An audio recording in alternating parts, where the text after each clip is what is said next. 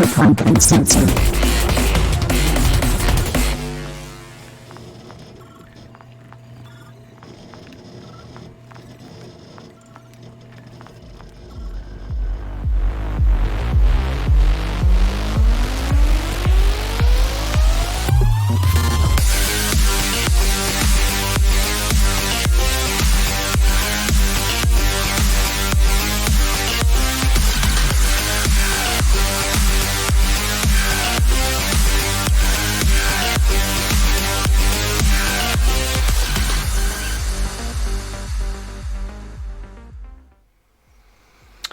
And we're live.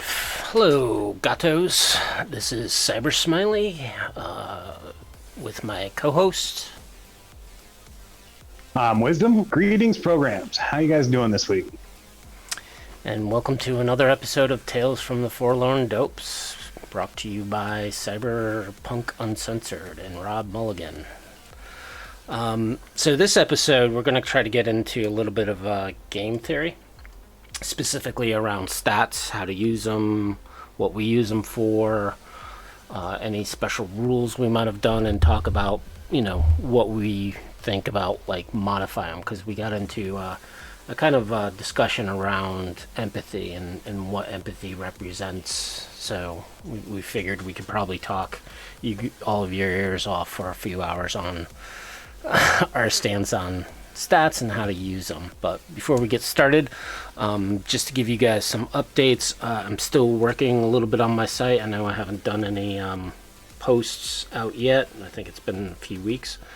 Right now I'm doing a ability to do some conversions from my Cyberpunk 2020 generator and get it converted into Interlock Unlimited.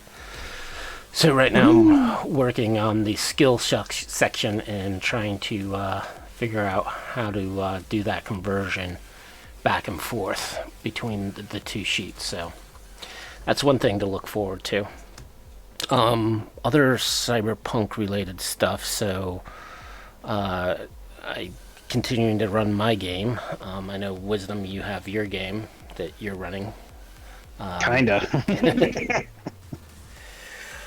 Well, I can tell you right now, my game, the previous, session, I would say, the team did a major infiltration into a facility, and whatever could go wrong, I think, did. They achieved one of their objectives, but not all of it, and right now they're on the lam. So it's going to be fun to see what's going to happen to them and how they deal with the fallout from a kind of a botched run. Yeah, my game has, I don't know, the forces of the universe are conspiring against me, and we haven't actually played in like a month, because every week, like something is bogging down, and it's slow going at this point. Well, so let's get into it. Stats. The wonderful world of stats in Cyberpunk 2020. Some of the conversions that R. Talsorian kind of has done with the system, right? In which they've added dex, kind of removed attractiveness. Yeah. And did a few other things, like adding willpower as well. So, I guess what we can start off with is kind of our discussion on empathy and what empathy really means in game versus what it means, or the dynamics around it, right? So the concept of empathy really is just how you interact with people, and how well you can persuade them, influence them, seduce them, and all that good stuff. Change their opinions. And I think we kind of touched on the subject of, well, it's fine. Empathy reduces your humanity, which is kind of brings you into either slowly the other way around. Well, yeah. The concept that the lower your humanity, the lower your empathy, the more psychotic you become. Yeah. So I mean, they want to treat empathy as both a charisma stat and a sanity stat, and I don't necessarily think that. I don't necessarily think that's the way to go. And I came to this after the discussions we had, where like a couple of episodes ago, where we were talking about cyberpsychosis and its effects, and yeah, I don't think necessarily that like empathy should be lowered because you're going nuts. I don't think. I mean, sociopaths are nuts. Well, I mean, they can be. I've actually known some sociopaths who are fairly functioning members of society, and I mean, they're sane to the extent that, what they do is logical and follows, motivations and whatnot, as opposed to, just random acts of nuttiness. But right. And that's at the same time, like a sociopath would have they don't have a connection to the humanity aspect. Like that's what makes them a sociopath. But at the same time, like everyone that I've ever known is a highly charismatic individual, because they know how to they learn how to manipulate through other people's humanity, I guess is the way I want to put it. I'm putting this very, very poorly, and I apologize if I'm offending anybody. Our audience is small right now, but I'm sure when this goes to the YouTubes, it might get a little more. I'm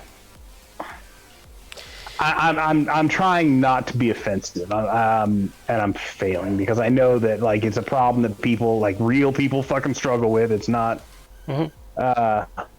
anything like that. I'm trying not to make light of it or misrepresent it, but the fact is what the game considers to be empathy, and a high empathy and a low empathy. Like a sociopath would fall on the low empathy scale of the rule system, but still have a very high charisma, which is where the like skills that are tied into empathy fall. Yep. So that's what I'm trying to get at. It's and I know Wisdom, you're FYI to everyone, Wisdom can't see chat. His internet's down, so he's I apologize about that, guys. Joining by phone. Company is local, and I'm just doing it over the phone. Yeah, so Digital Craze kind of sort of sees less empathy the more psychotic you become. And, I think there's a difference between being charismatic and being psychotic, because Ted Bundy was very charismatic, but he was also very psychotic. Same with Manson. Yeah. Not so much with Dahmer and a few other of the, the various killers. But I think, and again, the mechanics within the game, right, and how it's being used is the more cyberware you get, the less attached to humans you become. Or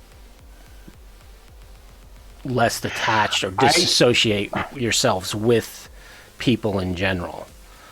And the way I'm thinking of going with this is to have humanity be a derived stat as it is now, like it's based off of your empathy, but it's then then treated separately. Like cybernetics takes away from your empathy itself, but it doesn't affect takes away from your humanity, but I'm thinking about making it not affect your empathy. Once the characters roll, they're two separate things. Right. But I can see, I think, and again, I think what we're thinking about when we talk about real sociopaths and real psychopaths, and they are born with, some of them are born with a good charisma, some of them aren't. And I think Right. the game, I don't know if the game kind of, it's weird, right? Because they put in this game mechanic that basically is to limit how much cyberware you get, and also show the deterioration of a human becoming more and more machine, and how that affects relationships with people, right? So, I mean, I'm kind of on two sides. One, yes, I can see charisma being influential, but so you could think about charisma being maybe a combination of empathy and cool, right? And that was the second part of how I would have it work, is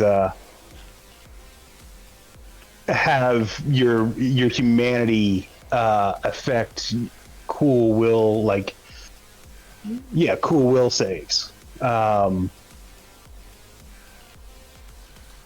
Right, but I need to put more thought into that. Because I can see and again, we're applying the game mechanic of, I'm starting to lose my humanity, and I'm becoming less and less caring about other people around me, which means I'm going to be more agitated when people around me do something I find offensive, so I'm going to snap at them, and I can see that kind of lowering your interaction with people. But when you're in addition to your ability to interact with other people, I think it also limits your ability to interact with yourself as a human being. Like, you start thinking of yourself as this invulnerable thing, this more than human, not bound by the limitations of the flesh. right. Which, again, as you were saying, you grow frustrated easily. You are prone to losing it, really. So you could come up with, and this is coming off the fly, again, that would need to be game tested, and whether or not players want to roll additional dice. But when they have to use a social skill, whether it's seduction, social, fast talk, persuasion, and they're really borderline psychotic, right? Empathy of 2, 3, even lower. They have to make a cool roll to keep their normal level of empathy. That's a good idea. Or else they use the lower, right, and take that penalty. Because they fly off the handle, right? Instead of, okay, I'm going to try to seduce her, but she does something that really just, I hate people doing that, and I just fly off the handle or say something. The lower your humanity, the higher a chance of you having a psychotic break. Yeah. It could last, it doesn't have to be a permanent thing, but for an hour or so, you fucking lose it. You, for lack of a better term, you get super frustrated and have a temper tantrum. Yep. As anybody who's ever been hangry can attest, can be a very real problem. Every Snickers commercial for the last 2 years. Digital Craze says he would use either the Cyrus Trip expansion for 2020 or make his own. I do not have the Cyrus Chip adventure. I've got it. It's not one of the better known of the Ionis supplements, but it was pretty good. Was it Ionis or Atlantis? Atlantis or Atlas? Atlas, sorry. It might have been Atlas. For some reason, I thought it was Ionis. because I can see the cover in my head, but I'll be able to tell you in just a second. Yeah. To me, if you look at it and if it has purple on it, then it's Ionis. Yeah. But yeah, Ionis kind of got into the whole psychosis and the various levels of it. I tried implementing it with some players, but they were like, "This is too much bookkeeping." It was Atlas. Yeah. But it's got purple all over the cover, which is where my confusion came from in my brain. So yeah, I mean, and that's kind of a difficult stat, right? And how to play that. Now, I mean, again, the quickest, easiest solution is just charisma, right? Create a new stat, keep them different. Empathy is how well you relate. Maybe there's a combination stat that you would convert or combine the two stats to come up with your target number, or not your target number, but your bonus to the D10. But yeah, it just. But I think I'm wondering if you would also consider the skill itself, the charisma aspect of it, right? Yeah. Because the higher the skill goes, and I don't know.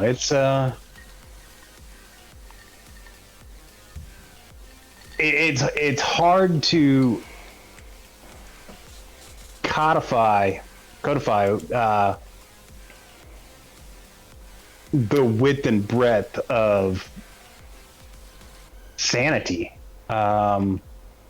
Like the Dark Metropolis source book, they did a great job of introducing insanity rules, but like sanity itself is a harder thing to like pin down, because it's more than just charisma. It's more than just empathy. It's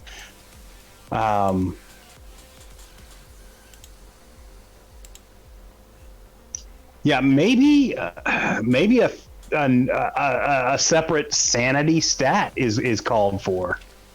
kind of like Call of Cthulhu. Yeah, kind of like Call of Cthulhu. They understand sanity and insanity. Like they do that shit right.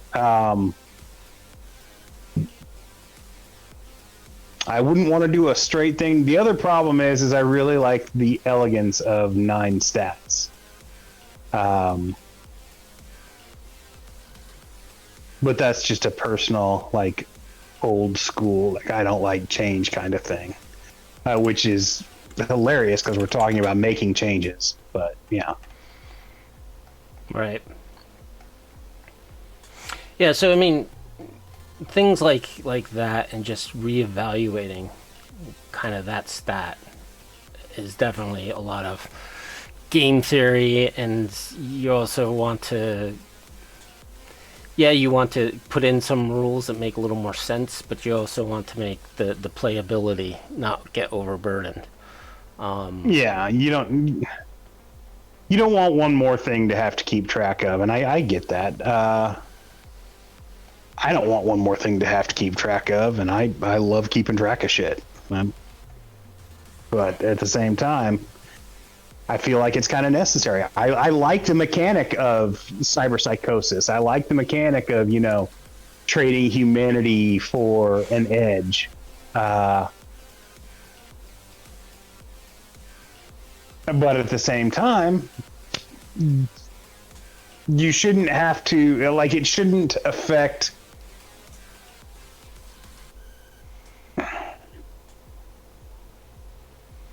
It shouldn't affect your ability to at least fake empathy. Mm-hmm. Even if you don't have any empathy, you should be able to fake it, which is what clinically, according to the rules, like sociopaths, that's their shtick, is they fake empathy. And the majority of sociopaths are very manipulative. Yeah. I mean, they have to. It's part of their own coping and survival mechanism. Yep. I mean, they learn. Yeah, if you have no real connection to anyone, then you would learn pretty quick that, hey, if I act nice, I get the cookie. Yep. If I act nice to that guy, he might give me his cookie too. Or at least, if I act nice to the teacher, I don't get in trouble. I don't know. It's manipulation is a real skill, and it's tied to empathy, and that needs to be reflected. Like, you need to be able to play, or at least have, sociopathic characters in the game who can still make use of those skills. I don't know really how else to apply this other than just completely separate the humanity from empathy. Or removing sanity. Or you could say maybe with the loss of humanity, you still have access to those skills under empathy, but instead of empathy, they become intelligence-based skills. Yep. I don't know. That seems kind of cheaty, but... Yeah. And I think cool would be more appropriate, right? Because cool kind of reflects your style, your machismo. Yeah, that makes sense. Yeah, this is a very disorganized episode. We're just kind of spitballing here and inviting you guys to come along with us on this journey of how we Digital Craze get to says consensus. how he addresses a lot of the humanity loss is, and making players fear humanity loss. They really don't embrace cyberware. He actually is doing more like the various tech and just adding it to yourself, so you don't have that intrusion into your bodies. So like kind of like Power Ranger suits and things like that, in which he addresses, or she Power Ranger just uses additional tech outside of your body, and that way you don't have that loss anymore. And honestly, I think that's what most people would do. Like, my personal characters very rarely get cybernetics, and most of the cybernetics they do get are replacement parts for shit that gets blown off. Right. At that point, the options come in. If I've got to have a cyber arm, well, it's going to be top of the line with all the bells and whistles. If you shoot out my eyeball, it's not just going to be an eye. It's going to do all sorts of stuff. But before then, I've got smart goggles. I've got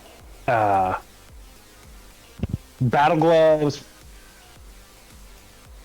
all sorts of advanced tech on my body to basically mimic the effects of cybernetics. Right. I mean,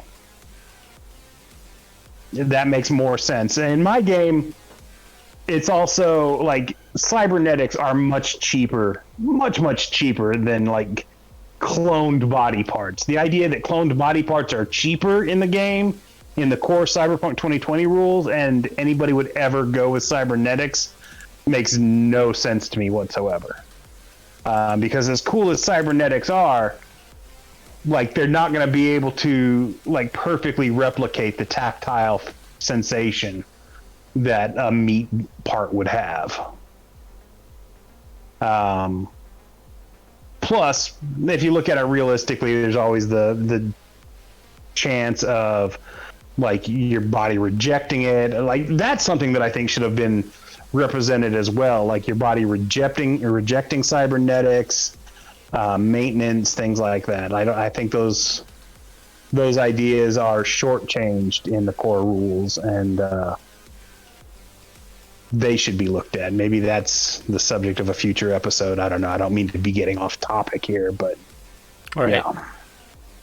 Well, I mean, if you think about, and again, we're talking about a derived stat and the game mechanic to control the limitations of cyberware, right? Shadowrun had what, Essence? I think they had it, which more cyberware. I couldn't tell you. I've never actually played Shadowrun. Well, I played it many years ago, but basically you had a set essence, which I think was set to a specific number depending upon the race you had. So everyone had the same essence. So I have a 6, you have a 6, and the more cyberware you get. What did it represent? Oh, okay. It was humanity, right? It was a limitation on how much cyberware you can have. The concept behind Shadowrun was that it wasn't really eating away your humanity, but, well, it was eating away your humanity, but it was eating away your soul, really. That makes sense. Because, Shadowrun had that magic aspect to it, so souls and spirits. Yeah, and tried to tie, from what I can tell of Shadowrun's magic, they tried to tie it. They took a really holistic view of magic, from what I understood. Like I said, I've never played it. I've read through a lot of the source books, or at least some of the adventure books, and it always seemed to me, especially from the art, that the magic took a really holistic, indigenous peoples type of view of magic. Right. That could have just been a stylistic thing with the art, but that was the impression I always got. Right. Just to add to this conversation, so I'm opened up Cyberpunk Red, and the description for empathy is your ability to relate to and care for others, and take others into consideration. Particularly important as it offsets the effects of cyberpsychosis. And it's interesting that when I read cool, it says your ability to impress and influence people through your character and charisma, how well you get along with others, and how you interact in social situations. So that description, because that does not tie into how I viewed cool ever. Well, it also doesn't tie into some of the skills. No, it doesn't. Cool is your ability to maintain your calm under pressure. That's how I've always viewed that. Right. So persuasion in red is cool. Human perception is empathy. Conversation is empathy, which I don't know if I would. Yeah, there's so many redundancies with red. I'm not talking bad about it. There's just a lot of skills that overlap each other. That Yeah, and it looks like empathy only has 2 skills associated with it, which are human perception, which kind of makes sense, right? And conversation.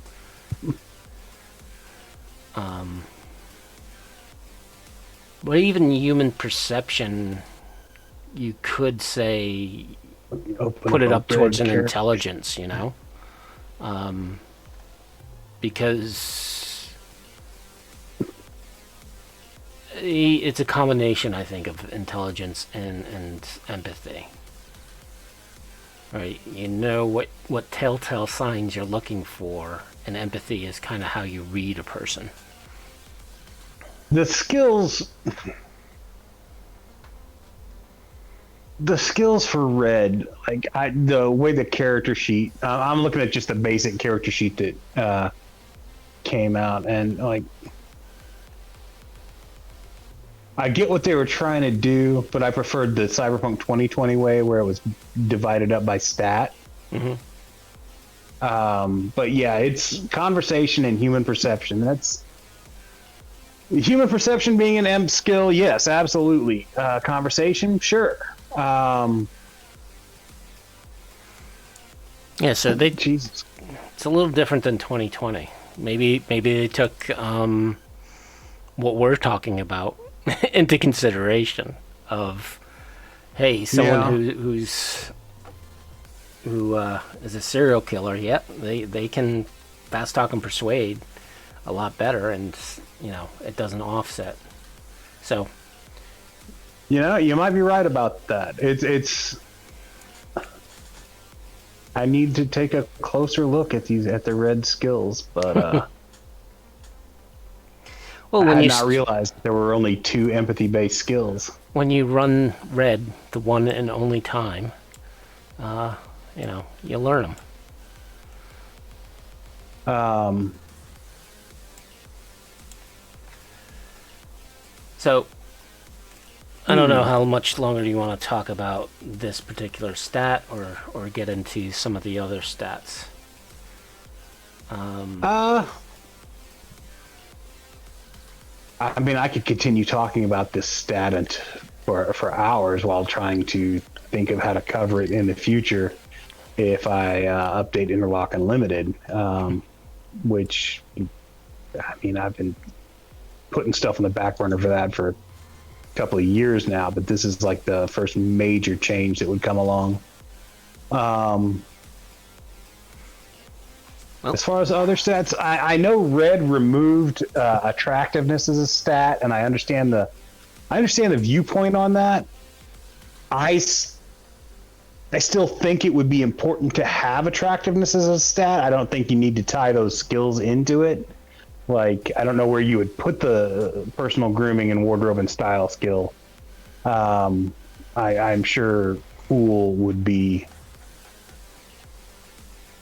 a suitable replacement for attractiveness, but I do think there needs to be like a notation somewhere of, just how physically attractive the character is, because that's actually important.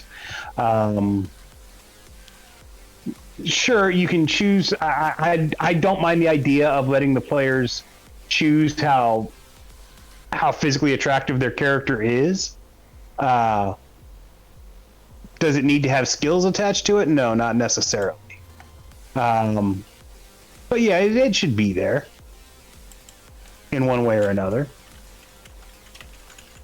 I know in Cyberpunk you can make your character more attractive or less attractive as you see fit, but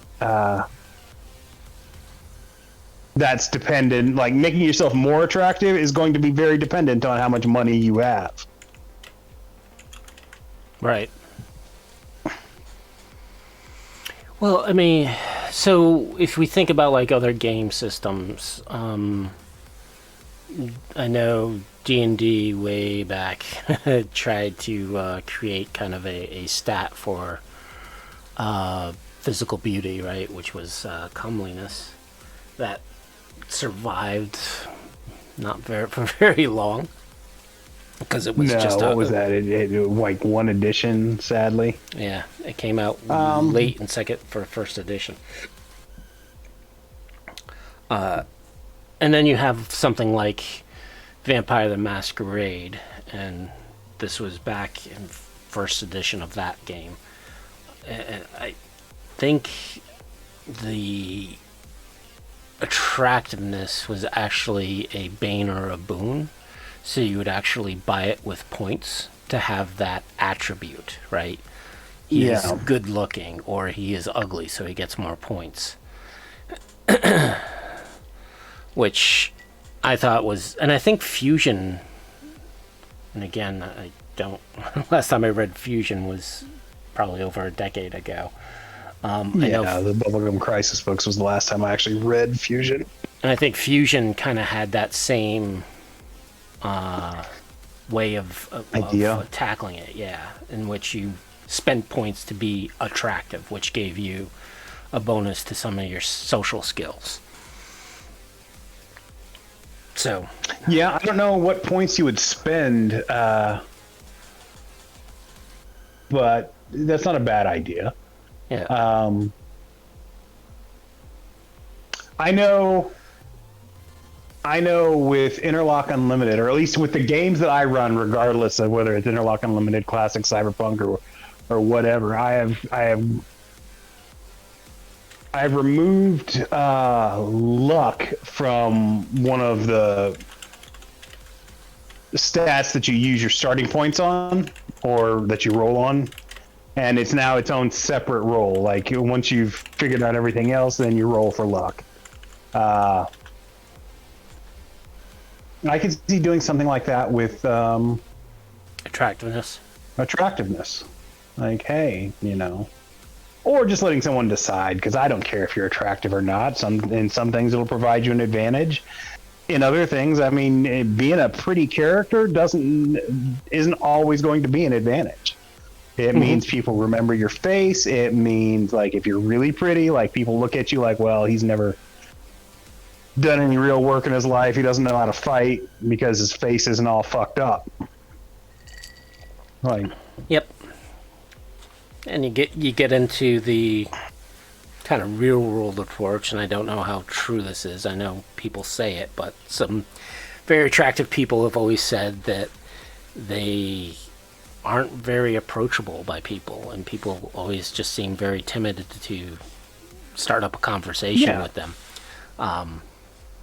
which I find interesting. I mean, it can, attractiveness can be its own curse. It's not one that I've ever been afflicted with, but I can see it happening. Like, I've known some very pretty, like, physically attractive people who, suffered depression and anxiety because people only saw them for, their physical appearance. It's like, who's that chick that played Winnie on, The Wonder Years?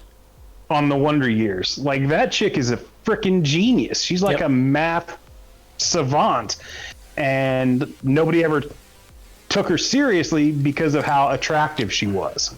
Yep.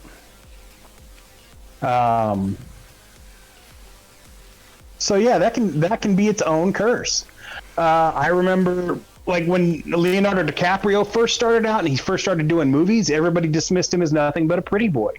And, like, I had seen him in This Boy's Life and Gilbert Grape and was like, wow, that kid can actually act. And then he did Titanic, and it went back to, well, he's a fucking pretty boy. Yep. And it took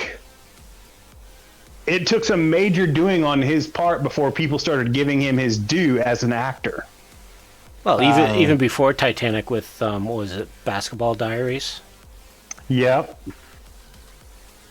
I mean, shit, he was showing his acting chops almost from the very beginning. Like, I mean, his growing pain stint.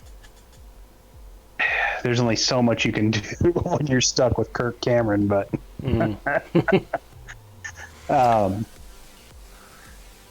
but yeah, he's it was a long, hard climb for him, regardless of how pretty he was, to be taken seriously. He was going to be successful because he was a pretty dude. Yep.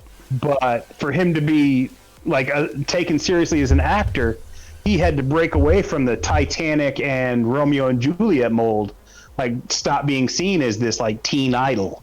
And, that kind of typecasting, like, that's been a major complaint in Hollywood for years. Usually it's just by playing type, but a lot of the times it's by being, hey, I'm this sex symbol. Look at all the Disney girls who, like, in order to try and break out from their on this pretty little innocent Disney girl, so I'm gonna, like, start doing drugs and, like, acting like a nutbag, trying to break out of that. Yep. And then being the struggle that they face. Being very promiscuous, and or at least, I mean, selling that as their ability. But you also have, like, the reverse of it, which is, lower attractiveness. You're definitely not going to have as many people coming up to you and talking to you or interacting with you. Yeah, if the lower your attractiveness, the more you're going to rely on on your charisma. Like, I mean, I'm a chud in real life. I have to be fairly friendly to people. People like Danny DeVito, who's, I mean, the dude's a little troll. I love him. He's one of my favorite actors on the planet, but he is not a physically attractive man. Yep. And but he has worked his charisma to the point that I would watch him in anything. Right.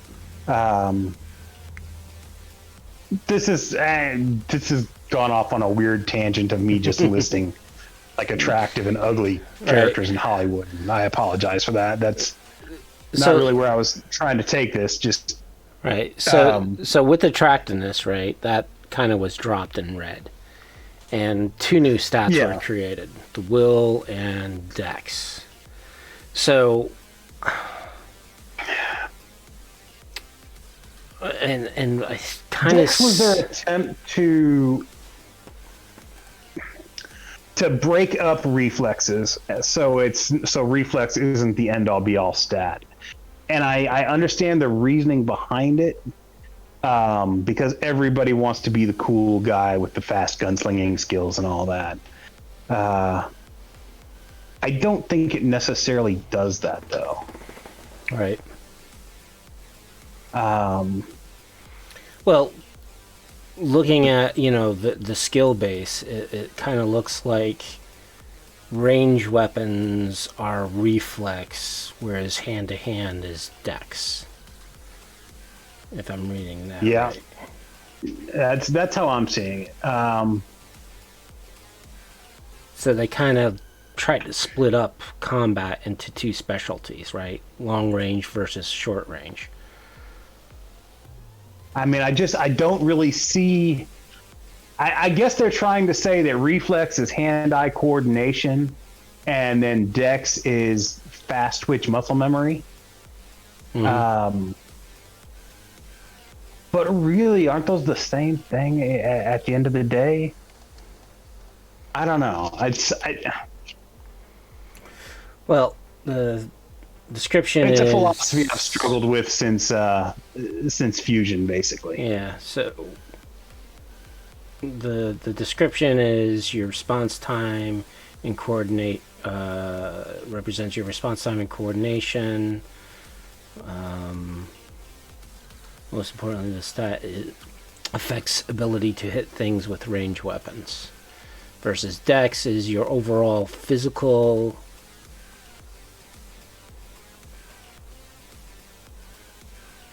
Competence? Okay, competence as it pertains to balance, leaping, jumping, combat, and other athletic activities. I can get that, but it seems like they're trying to blur the line between reflexes and body. Well, it's confusing, right? Because in one statement for dexterity, they say it pertains to your balance, leaping, jumping, right? Leaping and jumping. Yeah. Move. What does move do? It affects your running, leaping, and jumping. So, there's definitely some overlap to that, which I guess kind of makes sense. But yeah, I think they're trying to split off the skill base into a little more varied skills and what stats you use, which for me kind of complicates the game a little more. Even with the 2020 list, attractiveness gets 2 skills added to it, move gets 0, luck gets 0.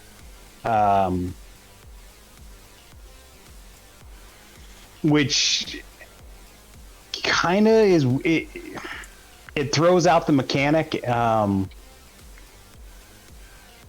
have them as stats, but they're important enough and separate enough that you need to represent them somehow. Yeah. Capricious Nature believes he thinks it was a good idea to separate dex and reflex. I can see that. Yeah. But I mean, if they're doing that with reflex and dex, shouldn't they be doing body and splitting that into strength and constitution, right? Just because you're strong doesn't mean you can resist wounds better, and vice versa, right? Well, I mean, with IU, I mean, strength is at its very basic, most simple explanation. Body is just your physical strength, but it's also like your muscle density, I guess, your physical density. So it's a weird stat in the things that it represents. Like the skills that it gets added to are on the surface they make sense, but then you get into things like you said, like your ability to soak up damage. And like I don't know that a person who's like toned and muscled is really going to be able to take any more physical damage than somebody who's doughy and fat. Yep. And they've proven that, or some study or some victims of stab wounds, the only reason why some of the guys who've been stabbed multiple times was because they were on the chunky side. They wouldn't have survived it if they weighed like 50 pounds less. More cushion for the stabbing. That's what it is. Yeah, because if you're lean and toned and in shape, like the knife just goes straight to your organs. Whereas if you got some weight behind you, stabby through the fat. Yep. So maybe body needs to be broken up into, physical fitness and like just overall density. I don't know how else to put that.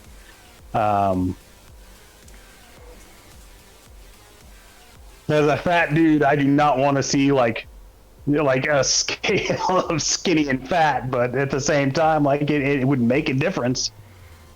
Right. Like if you actually look at like tough man contests and stuff like that, or like guys who train to like SCA guys who like actually do like sword fighting and shit.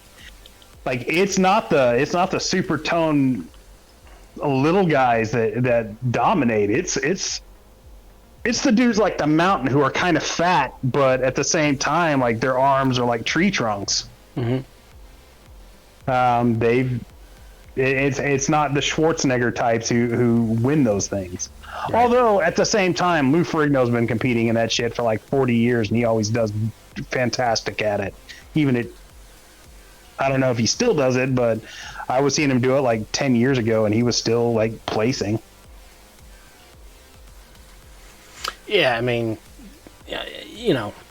you definitely see some of these bodybuilders. Yeah, they're in their older age, they're a little smaller, but that doesn't mean they're not as fit. They just reduce their body mass. But yeah, so for me, the whole conversion and the streamlining of stats, I think Red kind of went the opposite direction of what I would have done. I have thought about it, and I actually would have reduced the stats even more. I would have dropped move. I would have dropped attractiveness as stats. I would have made them kind of derived stats for like move, right? So for me, reflex and body would set the move stat or the derived stat of move, right? For attractiveness, it would be possibly a combination of empathy and cool, and make a derived stat off of that, whether it's an average of it or not. If I update, or when I update Interlock Unlimited again, just a whole, you're having the prime stats, and like you said, removing move and attractiveness and luck from the prime stats, and then having like secondary stats, which would be attractiveness, move, luck, and sanity for humanity, as it were, as secondary stats, not that are derived from the primary stats, but are no longer attached to them. Like once you figure out the number, they're their own thing. I think that would be the way to do that, and then maybe, you know, add in dexterity, add in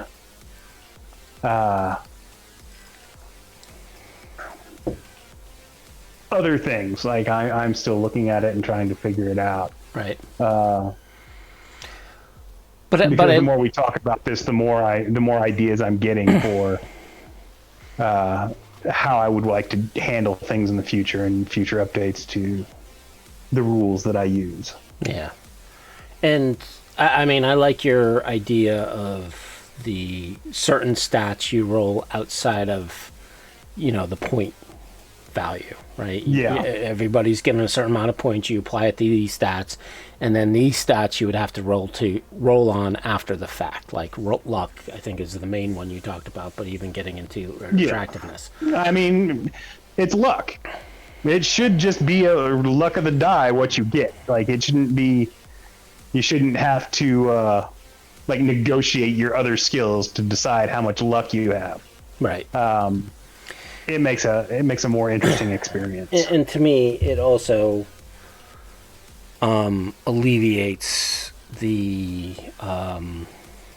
what are they called? The throwaway stats, the dump stats, right? Yeah. Which I've always had a problem with throughout. Right. Some people decide, okay, I'm not gonna put any points in the luck, and I'm gonna put it all into intelligence and reflex and get my big cash and all my pickup skills from it.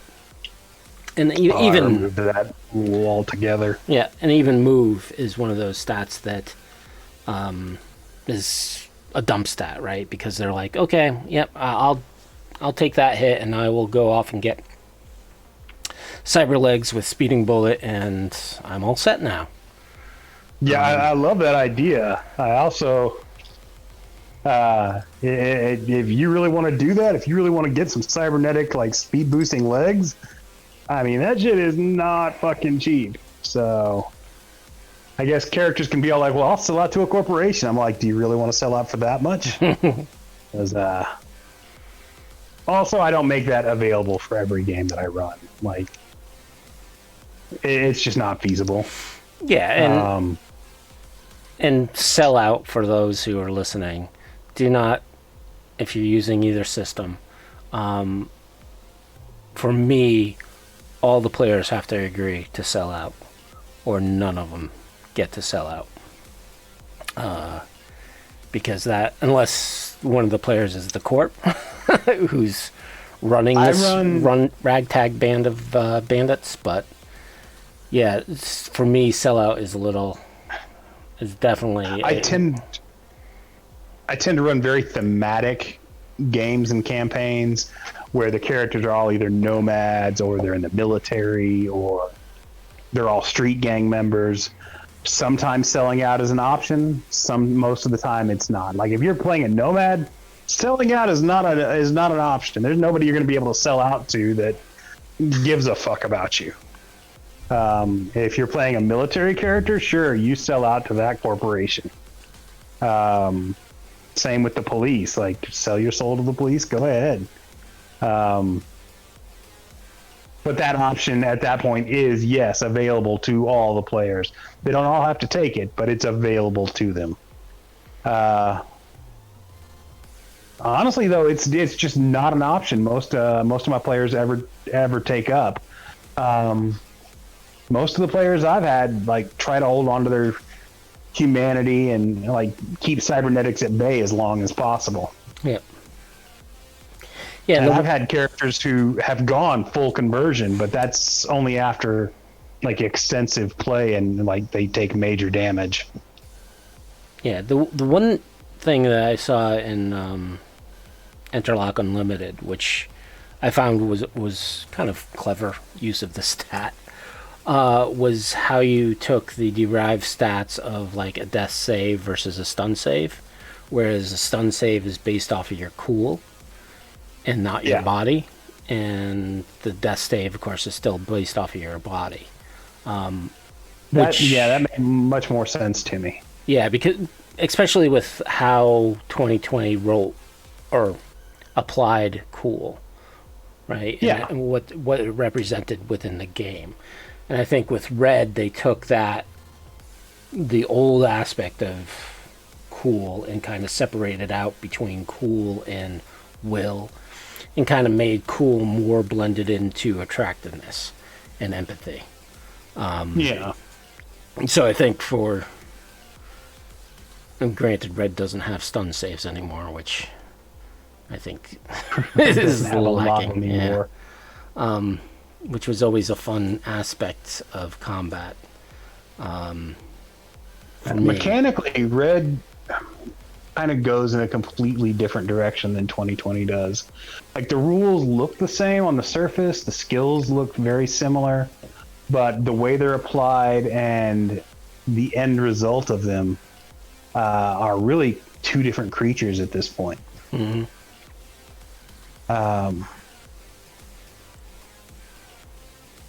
And I get that. It appeals. I can see how it's very much more appealing to the newer generation of gamers who prefer a simpler experience, like rules light, just move through it as quickly as possible. I get that. I get that's the modern onus of gaming. It's the direction things are going right now. Yep. It's not my personal choice, but I see why that's popular. Right. And one of the ideas around stats and around how to implement stats, and kind of Red went with it in a way. One of the things that I always looked at was wounds and how everyone only had, at least in 2020, right? Wounds were, everyone had the same amount of wounds, right? You had 4 to be light, etc. One idea I was kicking around from a homebrew point of view was to set those categories based upon your body, right? So for a body 10, and granted I would eliminate BTM because it would be no longer needed. So for example, a person with a body of 6, every threshold would be 6 points, right? Instead of the normal 4. So in order to go from light to serious, it would take 6 points, right, of damage. And again, like I said, I did that with animals in IU, where in Lock Unlimited, where the larger or smaller the animal, the more wound boxes it had. So like humans had your standard 4, and like medium-sized creatures, they had the 4. But once you start like moving up, like a grizzly bear would have 7 or so. I think it was 6, but something like that. So yeah, I get where you're going with that. But I never actually implemented it. But now how Red does their points kind of reminds me of it. And granted, they kind of simplified the whole wound scale by dividing it in half, and once you hit the breach of, or hit the level of half your hit points, then you're in serious, and then once you go down below 0, that's when the death saves start coming. Yep.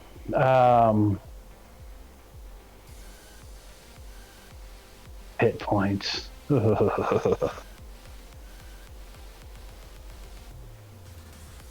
I will not. I just. Not a fan of hit points? Not at all. Yeah.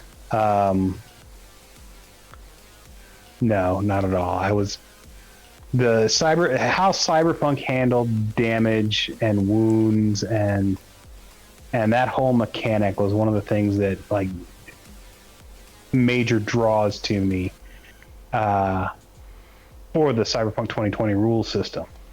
It was so lethal. There was so much drama around it. That all seems to have really been stripped away. I don't know if it's been about that before, but stripped away, because your hit points are still based off of your stats. So the more you improve, your hit points aren't changing, right? You're not growing in hit points per se. I get that it's not level based hit points like D&D or 90% of the other games out there, but I very much preferred the idea that, hey, if I get shot in the arm, that has a very specific effect. If I get shot in the leg, that has a very specific effect. And wound tracks differently for each limb or whatever. I preferred that. I still do. I'm going to continue using that. Just a static number of hit points. It's too video gamey for me. It's too Dungeons and Dragons. Yep. It is not the direction that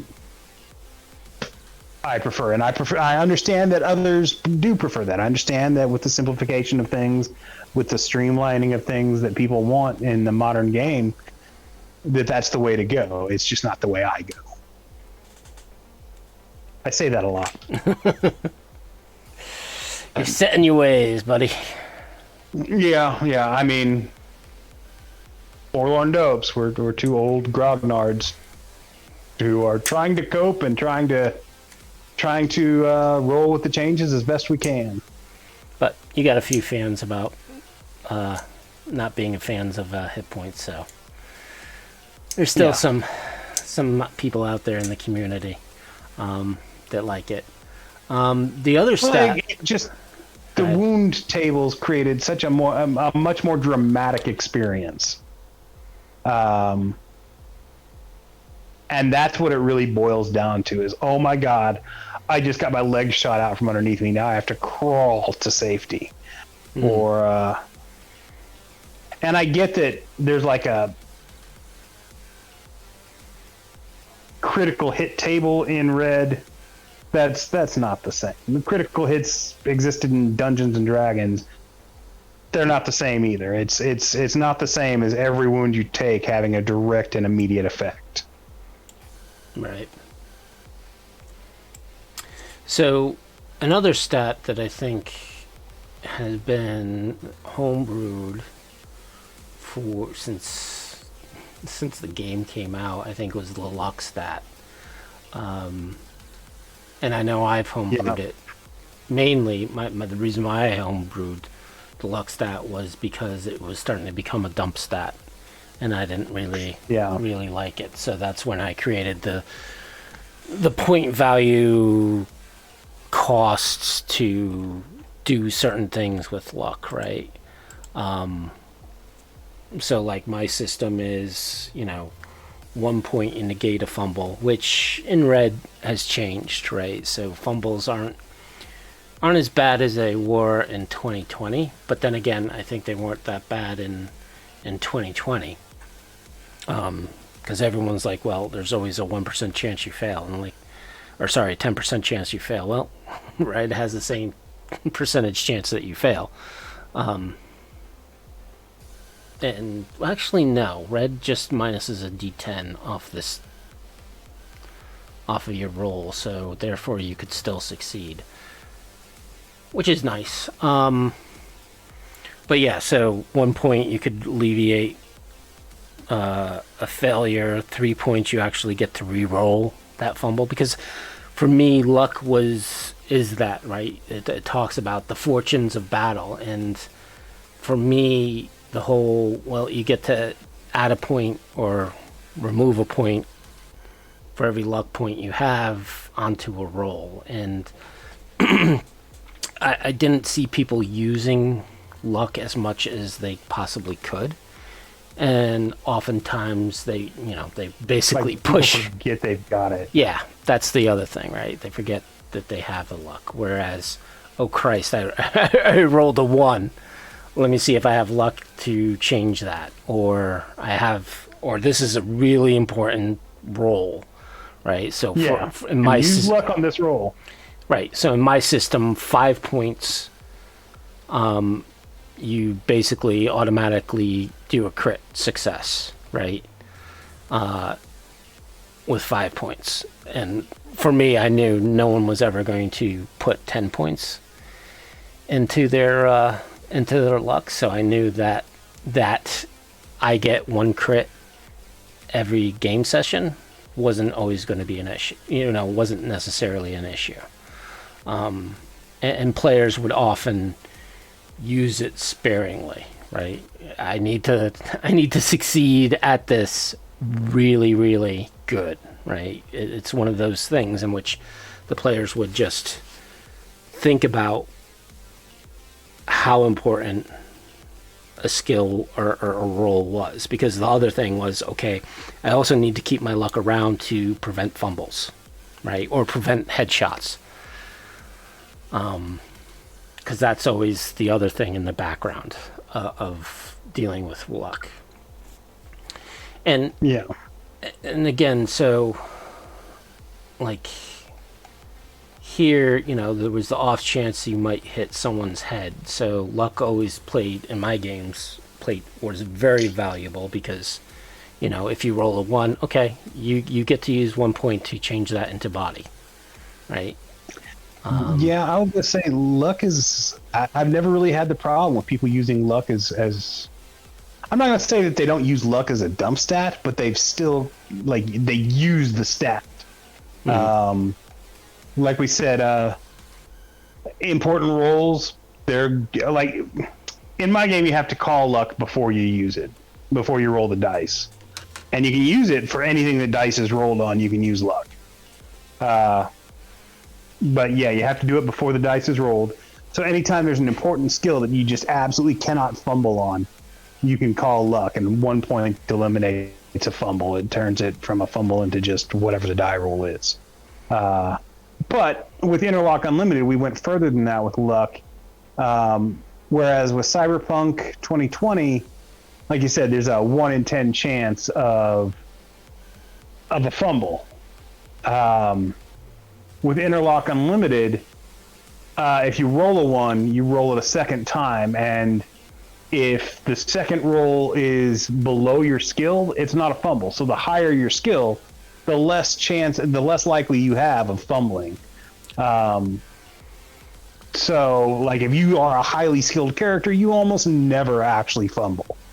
Whereas if you don't know what you're doing, if you've got like a 1 in the skill, you're going to fumble most of the time. That you actually roll a fumble. So it works really well for my games. Yeah, I mean, people... Go ahead. So the one thing I kind of didn't like about the luck, and specifically around that, you use your luck before you make the die roll, right? But for me, looking at luck is supposed to make you luckier, right? So if I put 2 points into a die roll and I don't score, you don't have to claim how much you're going to use before you roll. You just have to claim that you're going to use it and then use 1 point. Okay. But for base book, right? So there was always that concept that you need to declare it before the roll. Well, if for example, I have a 9 in luck, that means I am a super lucky individual in game, right? I'm above average, almost superhuman with a luck of 9, right? So if I say, okay, I'm going to put 2 points into this, or however many points, 5 points, and I fail by 6. Okay, well, as a very lucky person, I should still be able to succeed, And yes, I should be able to still use that extra point to bump me over that level. As opposed to, well, you declared it before, you didn't get your success, so guess what? Your luck failed you. And it's like, that's not how luck works. I mean, as a concept. I mean, isn't it though? Is it? Then I'm out of luck. So not only did I fail, but now I'm out of luck. And I mean, sometimes you are just shit out of luck. Like, yeah, and I get that, and that's why you have the 9 points. But for me, it's, I don't see it as a before thing. So luck is supposed to it's supposed to influence kind of after the fact, in my opinion, right? I need to make a roll. I rolled, and maybe I have enough luck to bump that as a success, right? Because that's how luck kind of plays. Versus, It's not though. Luck doesn't just apply to anything you fail at. Luck is random, dude. Luck is like you're walking down the street and suddenly you find some money on the street. Right, and that's different, right? You're not looking at something when you throw it and you hit the target. Like, that's luck. But there's a level of randomness to it. There is a level of randomness, and the level of randomness of the game mechanics is the dice roll, right? The stat of luck, in my opinion, influences that dice roll more and should be more decisive than it is. By declaring it beforehand, you're not making it very decisive, right? As a luck, and don't get me wrong. So luck for me and this is just applying modifiers to the dice roll for me, right? I also use luck for things like, okay, and this happens a lot, right? Within my games, one of the players decides, hey, I'm going to go head down into this alleyway or start going down into this block by myself, alone, at night. Okay, make a luck roll, right? So in other words, roll a d10 below your luck, and maybe you don't encounter anything. And it's your current luck. So if you spent luck, is that, your luck goes down. So if a player decides, does okay, that roll detract from your luck? No, it's whether or not the problem I have with that is most of the games I run, unless there's a combat, and it's very rare that there's going to be a combat every session. But unless there's an actual combat, the amount of times players roll can vary dramatically. Like sometimes a player may only roll like once or twice per session. If it's a very narrative-driven, like social interaction type situation. So the luck at that point, the way you're using it, would make it almost like impossible to fail at anything. But your luck runs out. So if I spend, not if you're only making like a handful of rolls per session, unless you've got like a really low luck, which again is super possible. But yeah. But so from a player's point of view, right? I don't know if a combat situation is going to happen, because a combat could break out at any time, right? I'm going to try to mitigate that from happening, but that doesn't mean it's not going to happen. And I don't know what's going to happen an hour into the game. Are we going to encounter a boss? I'm going to fail a influence roll, or maybe, they make a bad human perception roll and think we're cops, and they, to me, combat is always a possibility in any session, no matter what. Sure. It's always a possibility. So a player, right, from a player's point of view, right, I'm not going to want to spend all my luck on a roll. I'm not going to want to change dice rolls too much because I have a limited amount of luck. Okay. And most of my players have an average of 6 to 7 points of luck. Okay. So they're always going to save rolls in case I get a headshot, right? That's the one thing that they try to prevent. Now, and that's how that point system works, right? Is do you need to critically or succeed? Almost guarantee a success within the story. There's always that. I need to succeed at this roll, and whatever roll it is. I spend my 5 luck, I minus it off my luck stat, and I don't have that much luck for the rest of the game, right? Or the rest of the session. So it's an economic game for them on, well, do I want to spend all my luck because I might get in a firefight, or I might need to apply a success, or so. And again, like you said, there's the possibility that no skill rolls are done, and guess what? Luck isn't used at all because there's no dice rolling, right? And dice are luck, right? So I get where you're coming from.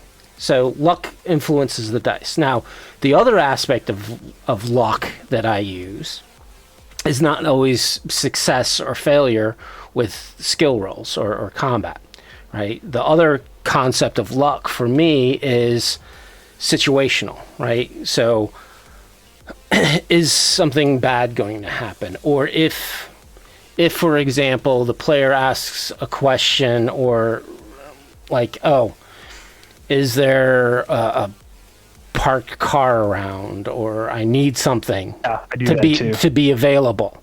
Okay, well, make a luck save. And what a luck save is, you roll a d10 and you try to get the number below your... mentally in your favor. Yeah.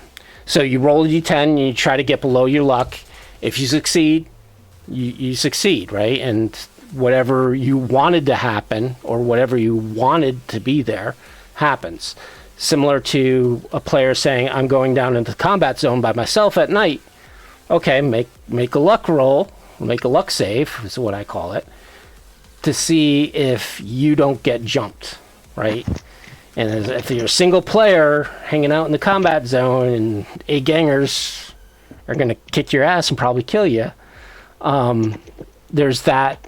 It helps influence the flow of the game, right? And again, you know, if a player, for whatever reason, decides to use all their luck in the beginning of the session, for whatever reason, and later on they decide to do something or need something based upon luck, I need a contact to be available, I need to get in contact with this person, or I need something, right? That's, as a GM, you're not... You don't necessarily want to give it to them. Yeah. So you let the dice decide. And to me, luck is that stat that you use to help gauge your decision on what you introduce. And you know, there's a lot of GMs who use luck that way.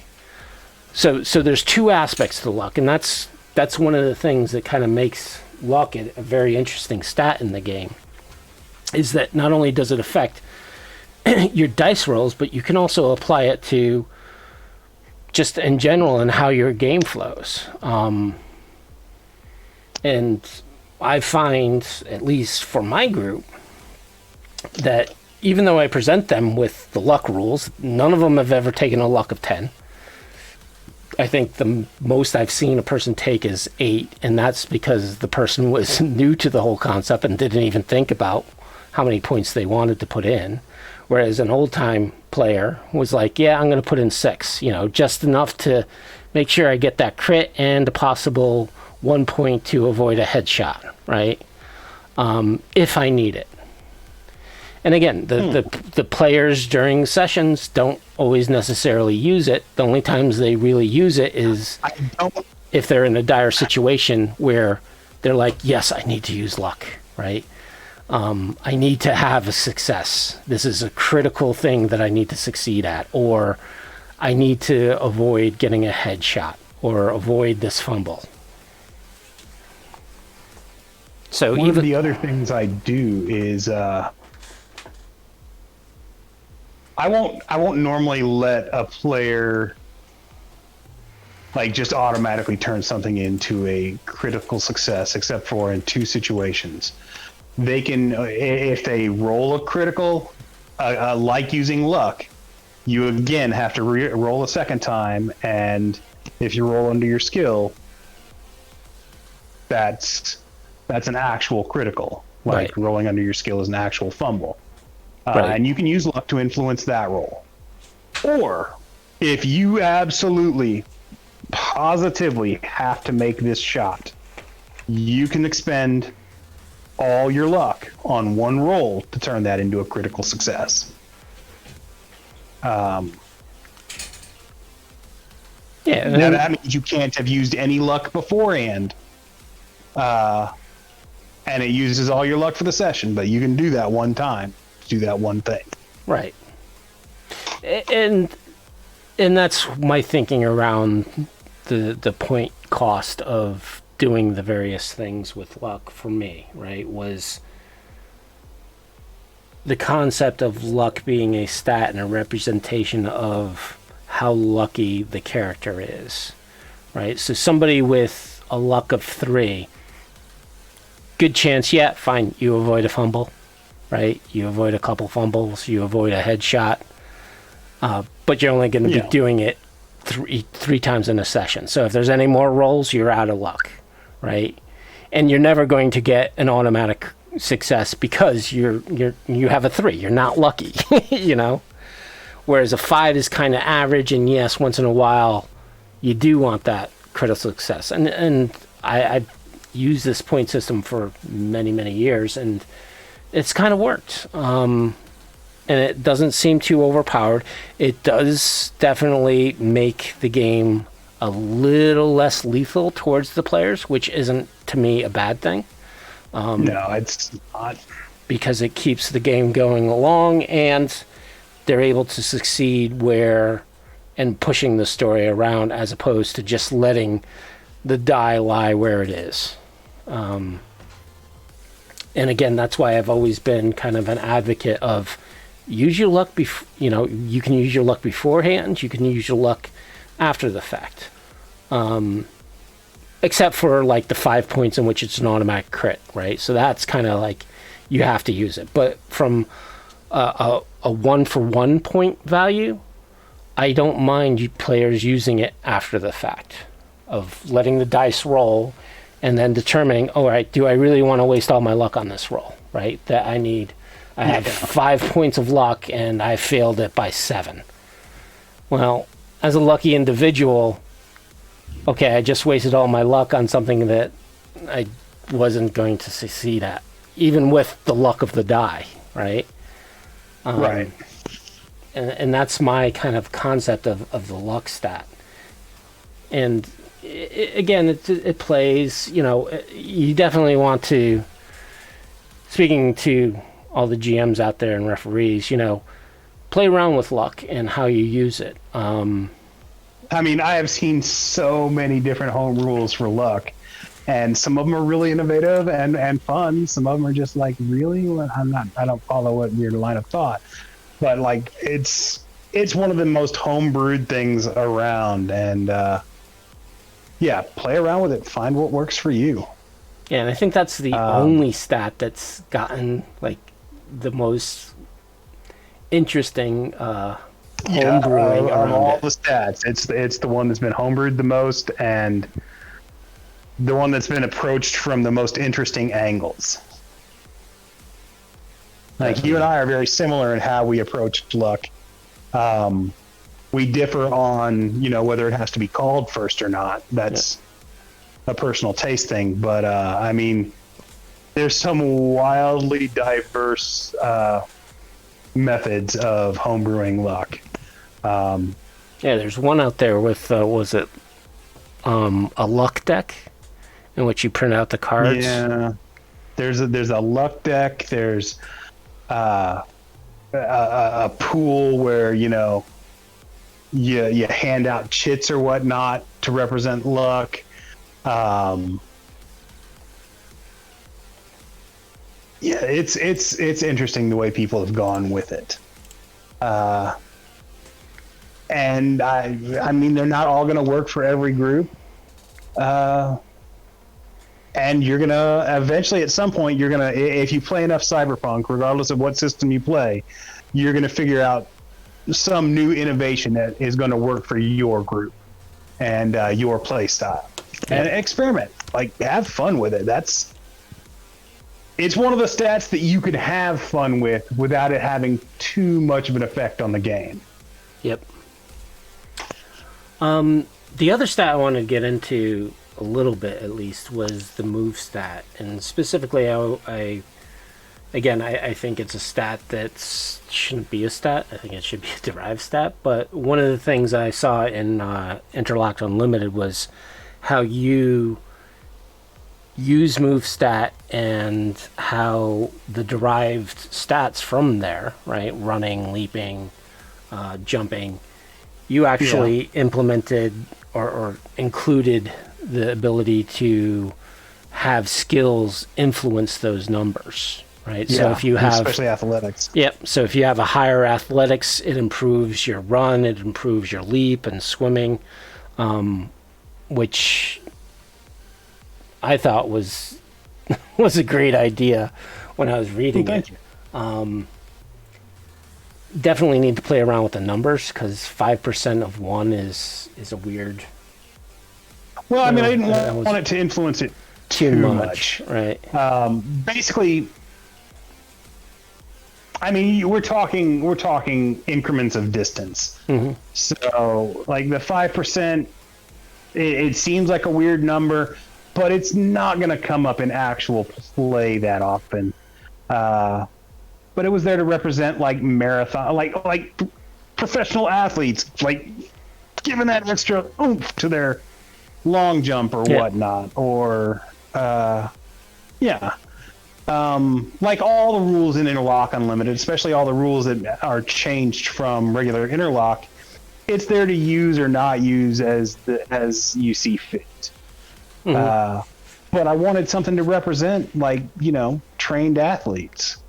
So I had actually a suggestion on that. Instead of doing the 5%, because that requires math and rounding and all that craziness. We hate math and rounding. Well, for simplicity's sake, right? Sure, so no, I was being serious. We do hate math and rounding. Unless you're anything to make the game. Unless you're a programmer and devising a character sheet to calculate all that stuff for you. Exactly. Yeah. Other than that, so what you could do, right, because you don't want to just blanketly apply the skill to the move stat and then do all the calculations you're looking for. But if you take your athletic skill level and add it as meters to the run stat, right, which run is, of course, 3 times your move. So you're technically adding 1 to 10 meters on top of the 3 times your move, right? So it's not necessarily. It's almost, I would say, kind of similar to that 5%. And then once you've added that to the run, then you calculate your leap and your swimming based upon your run. Yeah, that would make quite a bit of difference. The way I've got it, it's not going to make much of a difference. It might give you that nose ahead, even at high levels. It's still not going to be like a ridiculous change in how things are going. I'd have to think about the 1 meter thing, because that would be a significant difference. Right. Well, if you think about a trained athlete versus an untrained person, so, and again, you can't really do it within real life. I can't say it doesn't make sense to me. I mean, it does make sense. Of somebody who, like, say 2 individuals start off, they're the same speed. One individual just, it's not very athletic, but, he's still in shape and can still do a move of whatever he's doing. And then the other person starts taking on track and field and trying to improve their athleticism. I actually, damn it, I need to start writing this shit. What do you do? What are you talking about? It's all recorded. Just go to YouTube. Yeah. An hour That's true, but I'm 1:30. super lazy. An hour 1:30. I'll just write that down. There you go. Yeah, I actually think I like your idea. That makes more sense because there is a dramatic difference between a dude who's just really good at running, like naturally, and a dude who's been training his whole life. Like, Yep. And again, 1 to 10 meters to a run speed isn't that much. no, But it's really your not. base move, yes, and I don't think from an athletics point of view, you necessarily walking. It's hard to say, right? So walking speed versus running speed, and whether someone walks faster if they're a faster runner. So I think that's the only thing that would be interesting is how to convert it back, right? And whether or not the base move is the base move and athletics just doesn't modify it, but it affects the other attributes. And like even swim skill would improve your swim movement. Yeah.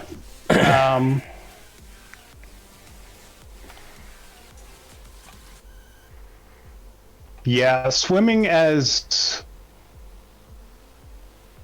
any movements. Yeah, I get what you're saying. I like it. I'm for this change. Damn it. Just put me down as an author on your next version. Oh yeah, no, that's gonna happen. Yeah, so anything else on stats do we want to talk about? I mean, I think we've covered most of it there. I mean, intelligence is intelligence. I don't know what else to say about intelligence. I think there's some overlap in. I don't know. Tech has changed as far as how it's represented from 2020 to Red. In 2020, in Interlock Unlimited, tech is your ability to like manually manipulate things. It's not necessarily hand-eye coordination as much as it is like digital, like small form dexterity. I don't yeah. Yeah, and that's the weird thing about Red. Like, pickpocket in Red is a tech skill. Yeah, it's a tech skill in 2020. That's I know it is, but with the whole concept of dexterity. Yeah, once you Should add it in be? dexterity, a lot of the tech skills should get moved to dexterity, like Yeah. you said. Pickpocket.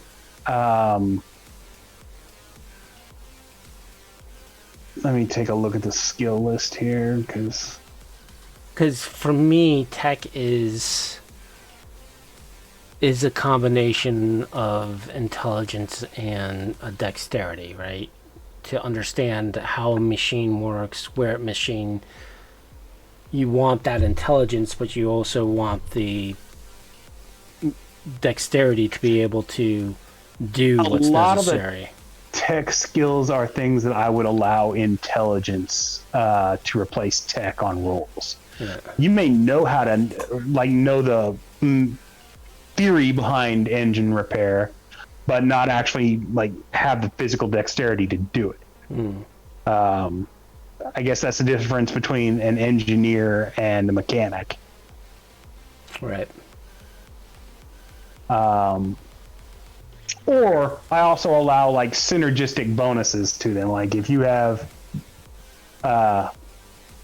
both a high intelligence and a high tech, you're going to be able to create better crap or make small repairs small adjustments to what you're doing that are going to have a more desired outcome. Um,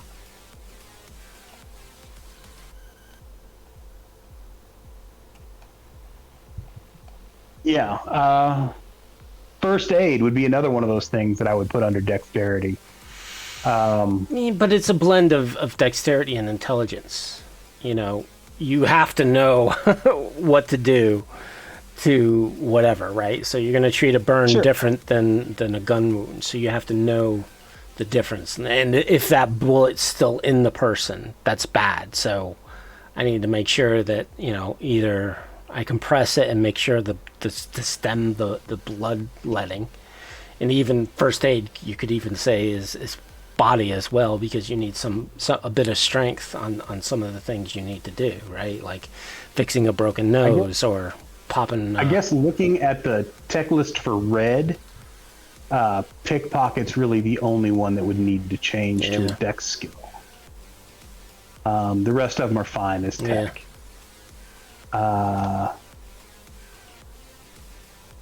Let's see.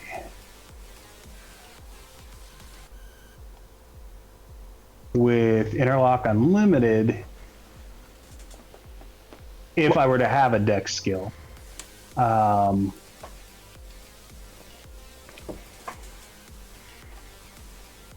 should really trim this skill list down to there's some stuff that's not necessarily redundant, but not necessarily necessary. Like maybe I should just have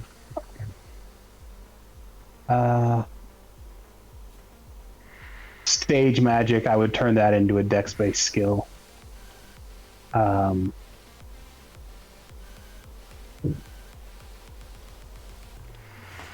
So, for those who are listening to us, Wisdom is opening up his PDF and reviewing his skill list within Interlock Unlimited, which you can find at his site at Datafortress2020.com. It's a derived rule set based on Cyberpunk 2020. He may be taking some influence from Red. Maybe not everything. Maybe a few things. We'll see. I may, yeah. That may be a possibility. Or at least from Fusion. Yeah.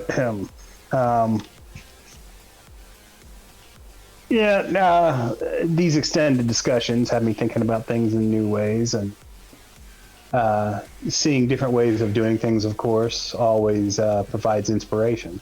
Yep. And the goal with Interlock Unlimited has always just been to create the best version of Interlock I can. So, and that's always a nice goal to set. So I think we've kind of finished up on stats. We kind of compared 2020 to Red to Interlock Unlimited. Hopefully we've given you some things to think about, people. Definitely play out with your homebrew rules on stats, and and let us know what you come up with. Let us know what you've done. Share your thoughts with us. We might address them in a future episode. Yep. So you can find me on Discord. I'm Cybersmily. I'm on quite a few Discord servers, or you can message me directly. You can also go to my site, which is cybersmily.net. There's an email link that I'm always game to read emails and respond to emails. Also, check out my site for all the cyberpunk goodness I presented. Yeah. Wisdom, you got anything you want to finish up with? I'm Wisdom000, otherwise known as Derek Bernier. You can find me on my site, Datafortress2020, the largest, most comprehensive Cyberpunk 2020 website in the world. You can find me on Discord, on Facebook, on pretty much any of the old school messengers. I never check them anymore, but I'm there. You can get a hold of me via email. I always love talking to people about Cyberpunk. If you have any questions or suggestions, by all means, get a hold of one of the other of us, both of us. It all works. You can leave comments on the YouTube channel when this eventually gets posted.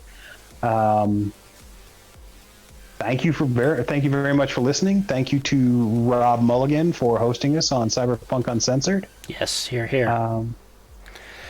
Yeah, and Will, talking to go ahead. us, we are all ears, and we have no problem with having a discussion about things. And also, you will be able to check this stream out on YouTube over on Cyberpunk Uncensored.